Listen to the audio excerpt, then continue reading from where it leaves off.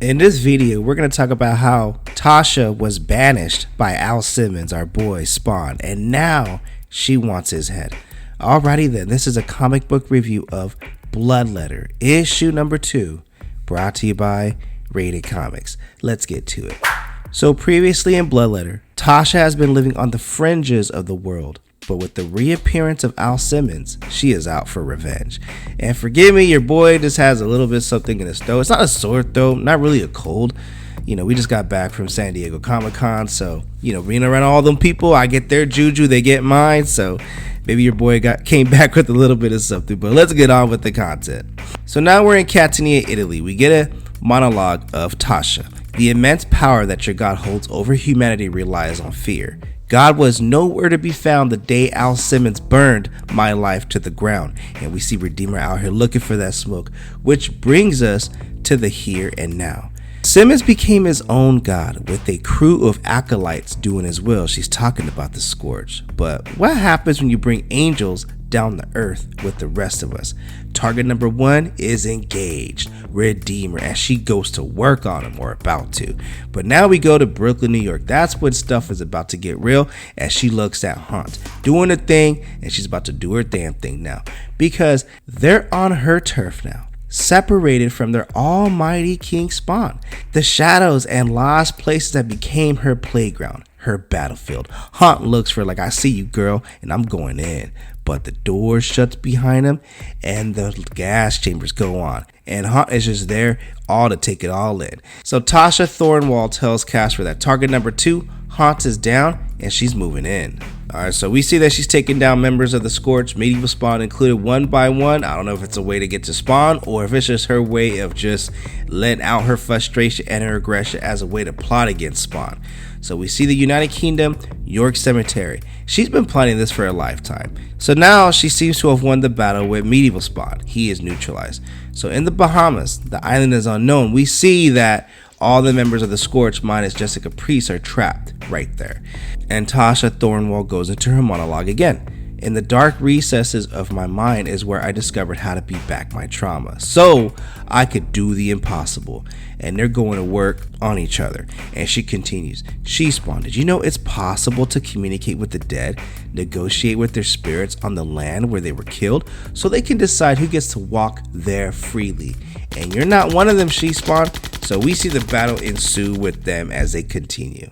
But we get more time spent between the battle of Tasha and she Spawn, Jessica Priest, because there's history between them, as clearly indicates in this panel right here. So Tasha asks she Spawn for her help, and she Spawn's like, and trashing the Scorch is your way of asking? Yeah, Al Simmons is back and I'm gonna kill him and I want you to join me. He's a hell Spawn, says Jessica Priest. You can't kill him.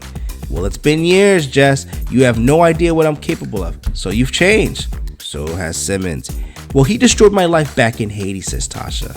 Just walk away, says Jessica, for your own good. They throw hands, they kick, they throw blows in exchange with one another. And Tasha goes into her monologue again. I never wanted to come back to this island, even though it's where I first became who and what I am, what Jessica Priest made me. And it all goes into their backstory. When she was sent, Tasha, she was paid to assassinate Jessica Priest. So Jessica Priest wanted to know who sent you. And Tasha's response is like, okay, for some reason it attracts Jessica Priest. She's like, you're too angry, which makes you a haphazard. What do you want? To put you in a box, says Tasha. Come on now, you accepted the job to kill me, but here you are anyway. I could tell by your moves you're ex-CIA. So Tasha's like, well, if you're gonna kill me, then do it. Nope, you want to die. Let's try something much more crueler, like giving you a reason to live. So that was a shock to Tasha. So that was the first moment where they're bonding right there. And Tasha is like, I was ashamed and resentful that she saw through me so easily. I'd become pathetic. It was a warm-up for what Jess would put me through. And as she's kicking that tree with the rope tied around it, she's not pulling her punches, and they have to keep kicking and she has to keep punching till her knuckles bleed as they spar with one another. She Spawn's like, you're not that special, and the world doesn't give a damn about you. Now they engage one another, but now, back then to now, Tasha seems to be holding her own against she Spawn. And as you can tell when she decks it right there, caught you by surprise, going back to the training. That's how she was taught. And Jessica Priest is like, there you are, good. And Tasha's like, nah, let's go again. So she was taught that suffering is the only guarantee in life. You have to accept pain in order to endure it. A reminder that you're alive, that you're still breathing, Tasha, so you have a chance to outwit and outlast the last enemy, all right? So Tasha goes back into her monologue. Jess was right, and I both admired and hated her for it. I came to her as a wooden stick. She forged me into a sword, one sharp and straight enough to cut through the world, which they did. So they worked together, and they worked together in perfect synchrony. After she lost Antone, this is going back to the last issue, and Al Simmons turned her into a fugitive, she never thought that she'd feel empowered again. Jess brought that back from Tasha, and it made her resilient, able to withstand storms, to take the scars and spit in the world's face. And she felt powerful enough to scream at the gates of hell and take a piss on the devil's face. Jess gave her all that. Then she left. Like, damn. So that is the really story and emotional arc with Bloodletter right there that I think gives this book a chance. Now, don't get me wrong. A revenge against Al Simmons is cool, but this gives a comic book another layer. So now, as she's going and practicing after, because Jessica Priest left her just like that, how does she see this ending? That's what Jessica Priest asked her, because she's trying to save her and save her from Simmons. And the thing about Al Simmons that Jessica Priest is trying to tell Tasha about is he'll put you in the dirt and not break your sweat.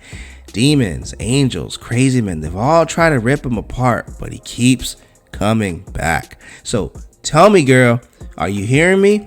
But Tasha's like, I ain't trying to hear all that, but I hear you loud and clear. And she uses her spell to make these vines go to life and hang She-Spawn upside down. You forgot your own advice, Jess.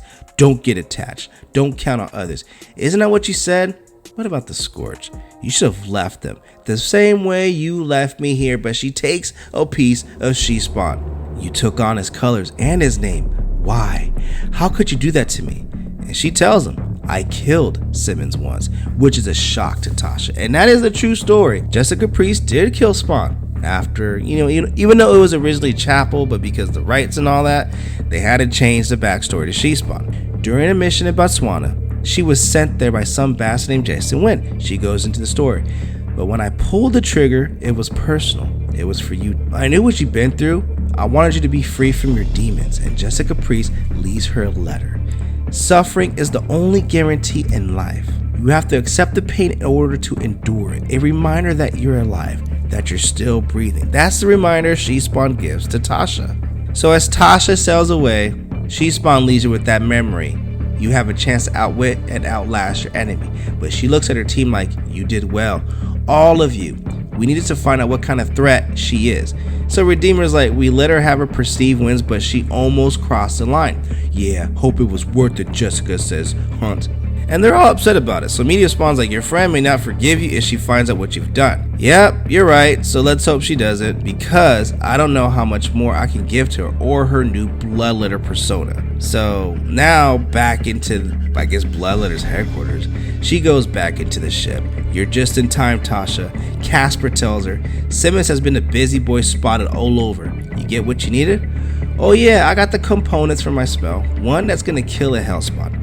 And she unleashes all those components, which was a piece of She-Spawn, looks like a piece of Hunt's ectoplasm, some potion bottle, and everything else she needs with it.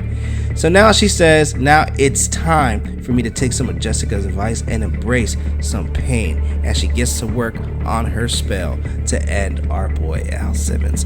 And that is the end of Bloodletter, issue number 2. She was banished by Spawn. Now she wants his head. What you guys think of this comic book? Comment below, let me know. And also, link in description if you wish to add this comic book and or any of our other limited print rated comic exclusives to add to your comic book collection. Support the art, support the industry. I thought the book was cool, but the backstory between Tasha and She-Spawn, that is the meat and potatoes of this issue in my opinion. So thank you again for watching. Till the next upload.